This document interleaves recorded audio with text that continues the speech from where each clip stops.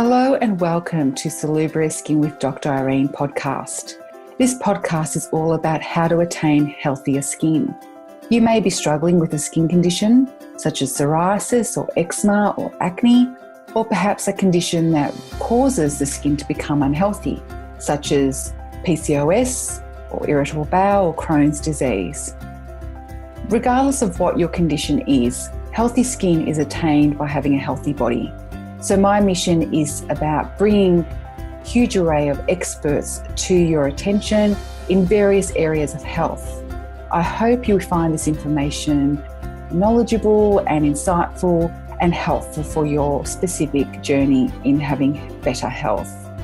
Remember to always connect with us through Facebook at Dr. Irene Prantelos, Psoriasis and Healthy Skin.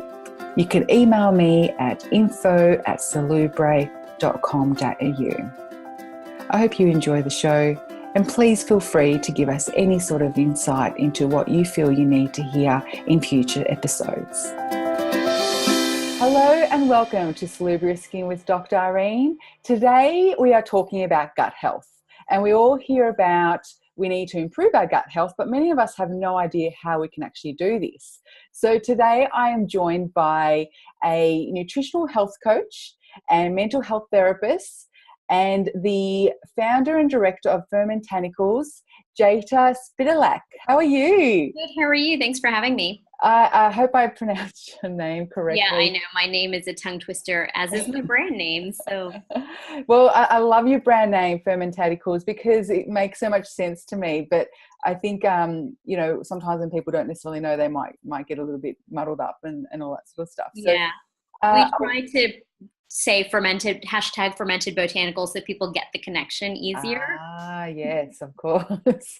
So I saw you've got an awesome range of products, and when I was a lot younger and was going to health food stores, none of this stuff was around, and it would have been fantastic because it was all about my gut health, helping my psoriasis with improving gut health. So what are fermented foods and sprouted foods? What are they? Sure. So we basically are helping pre-digest already deemed superfoods for people by fermenting or by sprouting. So when you're fermenting something, you are either adding lactic acid bacteria or doing a wild fermentation. And so you let something, basically either adding salts or sugars, you preserve something. But what that does is, in that process, it's the air is reacting with the yeast and the salt or sugar, so your culture product or the lactic acid bacteria that you add. And what happens is all of a sudden you now have a whole host of healthy bacteria that's also involved in preserving whatever food it is that you're fermenting. Okay. What that does is it changes the nutritional profile of the food. It adds probiotics and it makes it more digestible. So that's why sauerkraut is becoming such a big thing right now. And many people didn't realize that you can ferment things like turmeric or black garlic, which is stuff that we specialize in. Fermenting turmeric is actually really hard. So we're the only company that's been able to bring it back into a powder form, which makes the taste more mild, but it makes the product easier to absorb and to digest. And sprouting is similar. So you're germinating the seed when you're sprouting. So you're essentially turning a dormant product into a living product and turning it into a plant. That again changes the nutritional profile, makes things have more vitamins and minerals, and it also sheds the anti-nutrients found in these foods, because a lot of times chia seeds and flax seeds, they're covered with phytic acid or other harmful acids that really mess with their digestive system. So you're neutralizing those at the same time as creating enzymes, which makes it easier for the foods to break down within your digestive system. So it's much more gentler on your system in general. Sorry, it's like a long-winded. No, it's fascinating. I find it fascinating because I found, there's a lot of breads on the market that use fermented grains. So that it might say it's a buckwheat bread, and they ferment buckwheat. So they use that as a yeast. And I don't know why, maybe my body's just strange, but I find that I will react to that because it's still a yeast. So if you're fermenting with sugar or whatever, or they're allergic to yeast, will they be unable to have that fermented food? So it's important to find out what it what products or what ingredients are used. In our fermentation, we use lactic acid bacteria. So there's no yeast in the actual product. However, yeast is in the air as well. So I think it's important, if it's a grain and it's a bread, and you're talking about sprouted breads in particular, you'll want to find out if they are actually using a yeast agent or not. Okay. And then test it out on your system. Like you said, you're showing some signs of not being able to digest that properly. So perhaps for you, the airborne yeast that's in the bread is not going to be okay for your system. But also, one of the things to also kind of keep in mind with fermentation in general is it does increase the histamine response within the food. So sometimes people might be responding to the histamines within the food, but that's 1% of the population across the world shows a response to the added histamines from fermented foods. So it's something to be mindful of. That's fascinating. I didn't know that. Yeah. So why are these important to our health? I know it's probably a very simplistic question, but why do people need to have good bacteria? Why do they need to have all these nutrients and improve their gut health overall? So that's a complicated question. Gut health, there are so many things. For me, as a mental health professional, I see the mental health benefits of it, because a lot of your gut health is now considered your second brain, right? There's so much connection between how your gut health affects your emotional state based on the neurotransmitters, because your brain and your gut are constantly talking to each other via these neurotransmitters. And that really affects your mood throughout the day. So for me, that was the whole reason why I got into it. However, there's a whole host of other benefits to improving your gut health, such as mitigating gut issues, digestive issues, and also long-term I can't say this. You know what I'm trying to say. Longevity. Thank you. Yeah. I cannot say that today. I said earlier today validify, which is like, I don't even think that's a word. I think it's a validate. Yeah. So I just made up a word. All kinds of fun today. Yeah. It mitigates basically degenerative diseases long term. So if you're already doing stuff to help gut health and fight inflammation tends to be the root cause of Alzheimer's, of depression. There's a lot of things that basically taking care of your body, a little bit of TLC can really help prevention in the future as well. Absolutely, 100% with prevention. I did a course a few months ago on autoimmune diseases, and there's 155 autoimmune diseases now. And one of the ways that, because it's all about, I'm all interested about autoimmune diseases because of the psoriasis and all that sort of thing. But my biggest thing was always that my immune system was overreacting to something. Your immune system is doing the wrong thing. It's needs to be suppressed. It needs to be told to basically be quiet. And over the years, I've realised that's not the case. But this was a really fascinating seminar I went to, because they were talking about all these toxins that are entering our bloodstream, and so our immune system is just protecting our body, and as a result is overacting. And one of the ways it does that is through gut dysbiosis and leaky gut. So if that mechanism is allowing these toxins to enter our bloodstream, then we get all these autoimmune diseases. But if we just encourage, even children, I think my little boy, he's not even 3 yet, and I'm looking at what he's doing and want him to have probiotics and fermented food and all this sort of stuff. So, it starts little, and then you generate this human being who is healthy, and they don't have to worry about the genes they have, because that's where a lot of people worry. They've got all these, they've got these diseases in their family, but it's like, hey, you can switch that on, but you don't have to switch it on.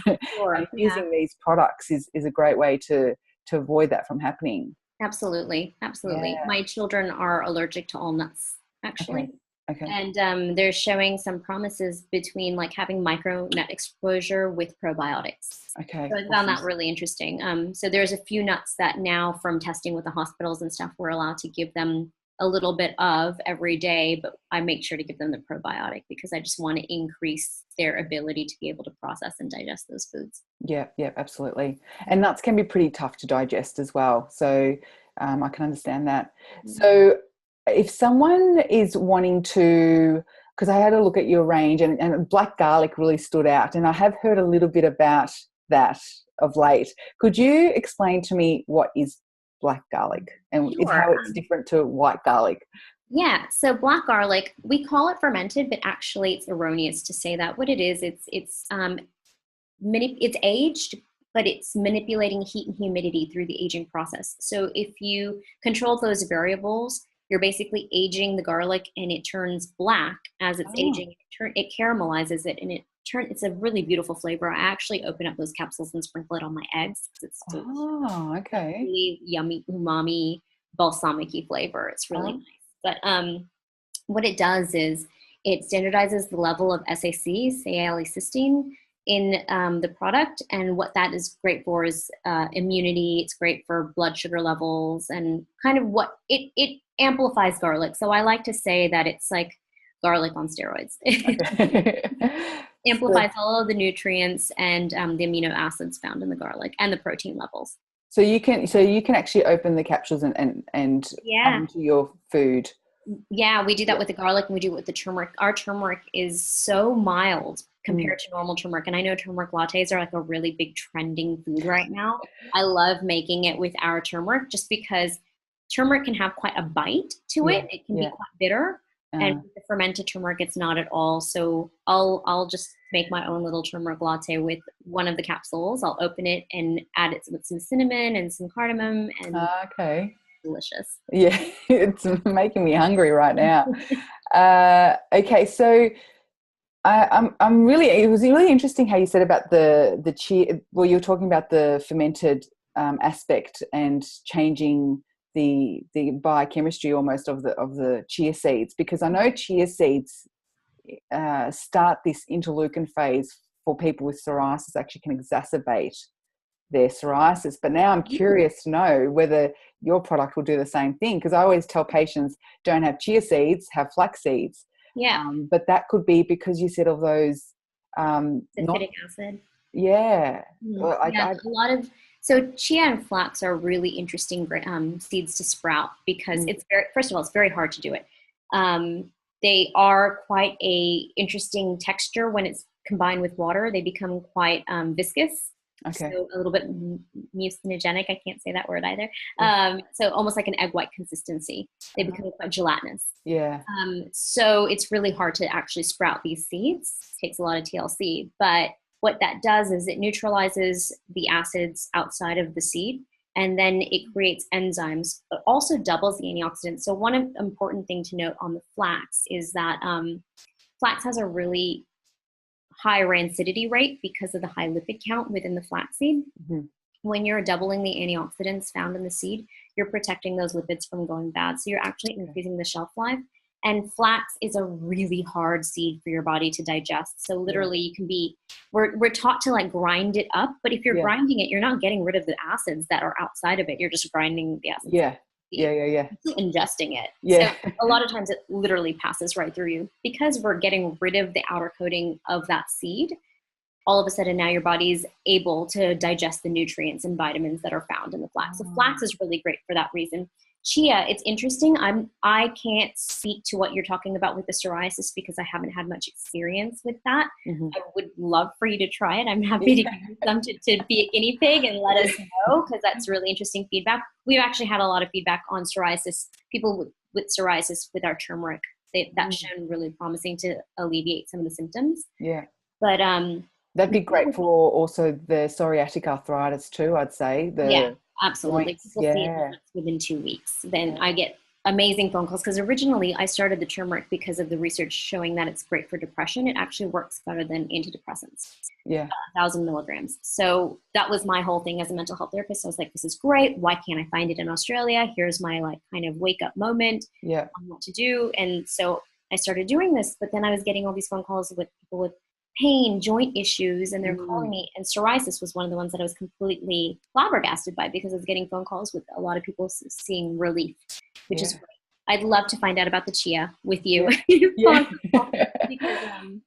again, you're neutralizing those acids on the outside of the seed. So you will still expand, so it does work as normal chia works. You could still make chia puddings with it, even though it's sprouted. But yeah, it'd be really interesting to see. Yeah, I love that though. Like I'm thinking in my head how I can utilize it in my cooking already. Yeah, just because of flax as well, because I do tend to use more flax seeds than chia seeds, obviously. And I even had a patient who she's colitis. No, Crohn's, sorry. She's got Crohn's for many, many years. And all of a sudden she started incorporating flax seeds into her diet and the symptoms dissipated. Wow. The Like omegas probably. Wow. within days. She was so angry that no one had told her about it. Yeah, I can imagine. Wow, how amazing is So, that? yeah, and because she was in the whole Western medicine treatment protocol, and I guess I don't talk about diet much in that circumstance. So she was just really upset with it, but at least she had discovered it. Yeah. So Wow. anyone with digestive issues, taking these sort of sprouted, what is it, grains? Is it seeds? They're seeds or grains. I mean, Yeah. technically they're all seeds, but Yeah. I think people think of buckwheat as a grain. People think of quinoa as a grain. The quinoa is the one that we get the most feedback about, actually, because you open up our package and you can smell the difference. Like, it's just, you don't get a bitter bite at all. Ah, and so, for a toddler, I don't know how old your children are. I can't remember what. They're 4 and 6. Okay, so for a fussy 2 approaching 3-year-old who suddenly, I said to my husband even yesterday, I said, when we were trying and when I got pregnant, I had envisioned all this beautiful food I was going to make my son. Hard. And It's so hard. he is like my nephew, who's now 19. When he was a baby, he would eat anything and everything. He would give it a go. He was a pure gentleman on the table, sit there with his knife and fork and, eat his food. His brother, on the other hand, is exactly like my little boy and just struggling to get, any decent food in him. So any ideas of how to get this in with that age group? I actually have fussy eaters myself. So I'm quite innovative with my techniques with the kids. They love junk food. There's nothing I can do about it. So what I do is I sneak stuff into their junk food. I'll give them help. Like they like milkshakes. Mm-hmm. So I'll make them like a macadamia nut milkshake. They're allowed to have macadamia nuts. And I'll put some chocolate powder, but I'll use the chocolate powder with stevia in it instead of sugar. Yep. But in that, I'll put a scoop of flax, a scoop of chia, and a handful of spinach, and they have no idea. And I call it the Hulk shake because it turns green from the spinach. Of course. And they love it. They're having a big chocolate shake, and they have no idea. Oh, awesome. For me, it's all about hiding. I know that's not the best thing in the world, but I do let them know after they've consumed it what was in it. So they do know that they're eating these things. And then at the dinner table, now all of a sudden my kids are like eating big stalks of broccoli. So like I worked their way into it. Yeah. But for me, it's all just at first about hiding and coming up with innovative recipes. So we also do some like yogurt mashed up with fruit, and then I'll freeze it with the chia seed in it. So they're having like chia popsicles and they don't realize. Okay, so they can't taste the chia seeds. No. Okay, awesome. They just see it, but they don't really notice. They just think it's like part of the popsicle. Okay, so I'm gonna go shopping on on your website after this, and I'm gonna be thinking, because I've got a long list of things. On the weekend I sat with a meal plan. I'm like, this is what I'm gonna make, and I've got a massive shopping list to do at some stage. So. One of my favorite recipes is just because I'm a Southern girl. I'm from Texas originally, so we love our chicken, like our fried chicken. Yes, because it's so bad for you. But so I'll just toss fish or chicken in our buckwheat and then bake it, and it's so good. Oh, really? I'll mix the buckwheat with a little bit of like ground up almond, and it tastes so nice. And do you coat it in egg first for it to stick, or? Yeah, I do sometimes, or I'll just like wet it. Okay. Either way. Okay. Or a little light spray of oil. Any of the three work. Okay. And so when you're baking it, normal, just a bit of oil in the dish so it doesn't stick. Yeah. Yeah. Okay. Exactly. That's fascinating. Got to make note of all this.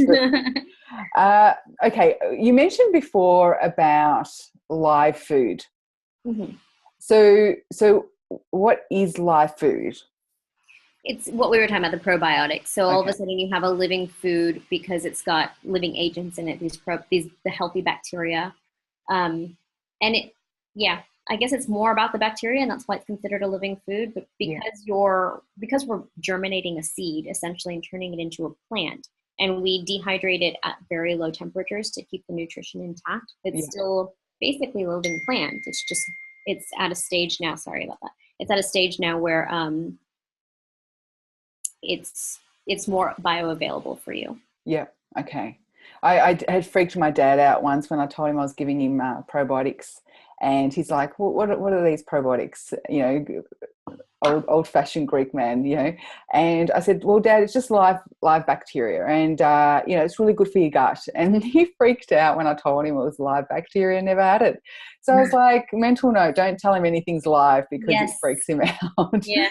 Although he does have these organisms in his body anyway, but I think sometimes, if people get freaked out by the concept, it's probably best to, and obviously that'd be more young children or older people that might get a little bit funny about that. Yeah, absolutely. I just think it's something that's it's so trendy right now. And if you think about it, we didn't hear these words even 10 years ago, although we didn't realize we were having it. Like, I remember starting to have probiotics about 10 years ago, but I didn't really even know what it was back then. Yeah.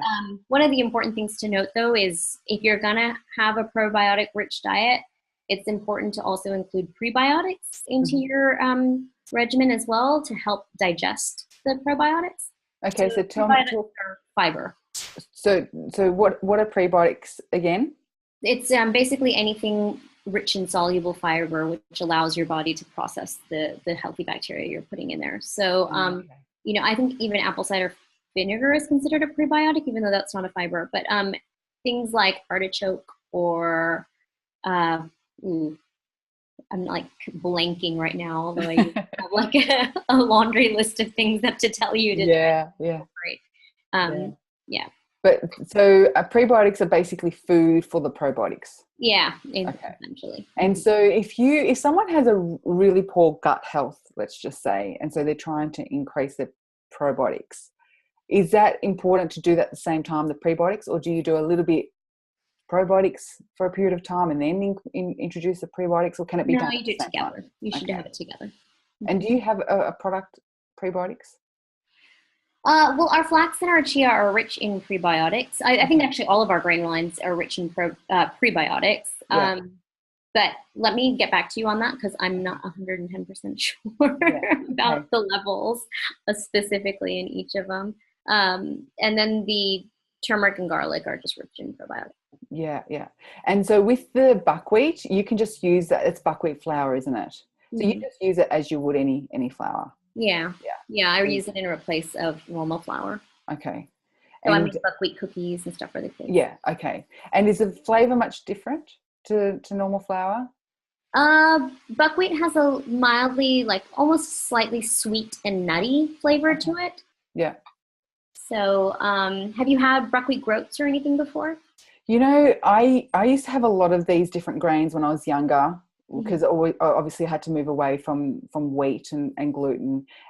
But then there came a time where I realized my skin was reacting to everything. And I'm a little bit of a carb addict, and probably maybe 4 years ago I found research suggesting people with psoriasis have insulin resistance.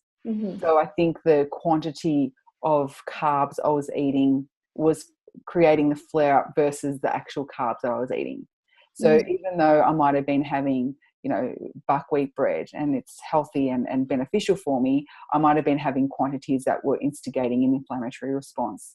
Sure. So that's so now I do minimize the amount of carbs I eat overall. That my little boy eats a variety. I might buy millet bread, oat bread, buckwheat, and I might just have a little bit of that and I'm fine. I don't have a reaction. So I think it was probably the quantity I was eating versus the actual grain, but that just came out just a few years ago. Researchers identified the insulin resistance. So it's really interesting where, you think this aspect is upsetting you, but it's actually not that. It's perhaps the quantity, and that's probably the same with the chia seeds. Maybe it's the way it's processed in its general form. Trying a different way, sprouted chia may not instigate that same chemical response, and so you don't get that reaction. So Yeah. The other thing about the interesting thing about nutrition in general and about what we can and can't tolerate is our bodies are changing. So that changes.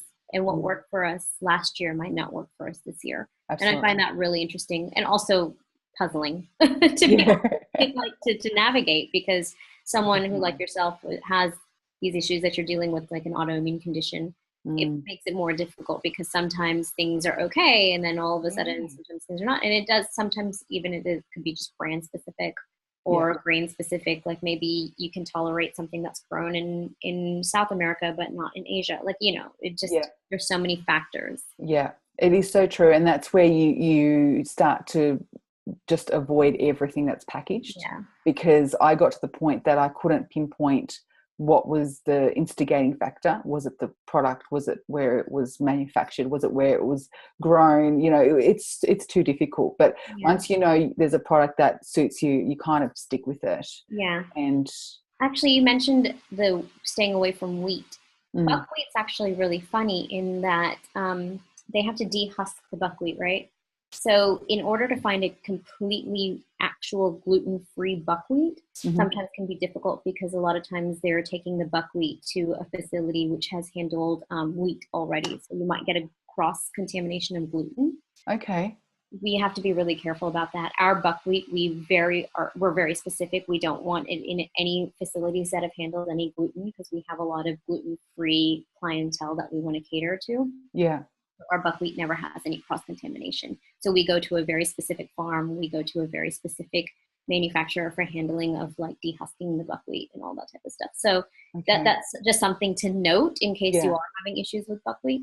Yeah, that's interesting, because buckwheat is obviously gluten-free, but I didn't know about the cross-contamination that can happen there as well. Yeah. Because I had a patient who's celiac, and she was coming to me for fertility actually, and they had a work function, and there must have been some cross-contamination with the food, because the food she ate was gluten-free. They assured her of that. But she had a major reaction. But ironically, and she was quite distressed from it. She said to me, "You have no idea. This is going to be months for me to get over it." And that was the actual month she conceived.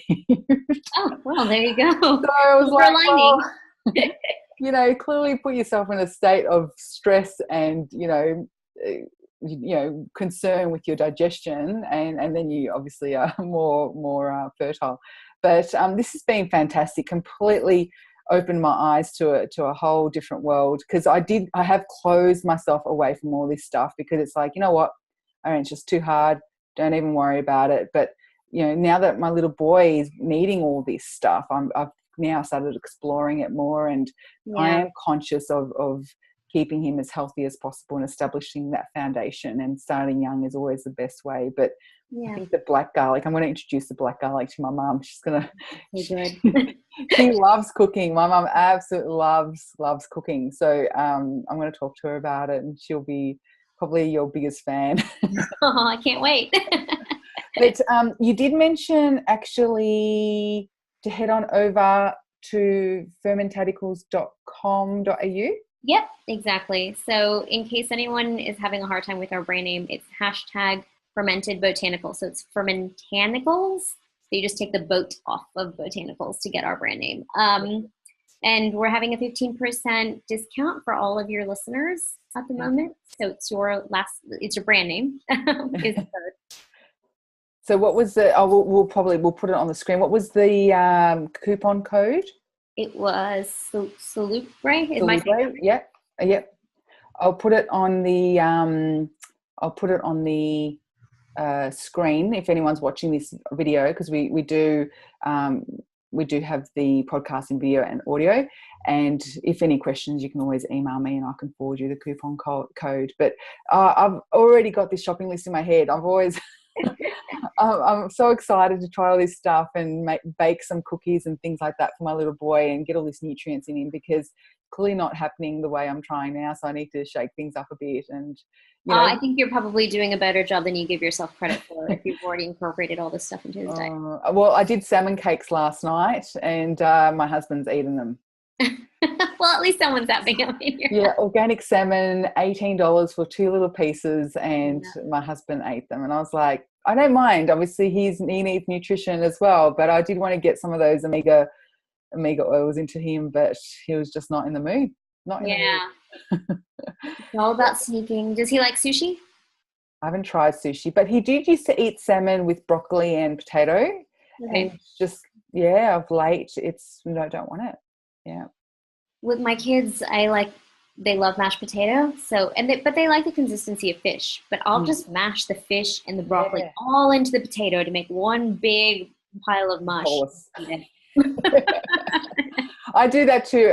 That's been my sneaky thing, is using potato. Yeah. And I just mash all his food with a little bit of potato, and he seems to eat it. But I don't know.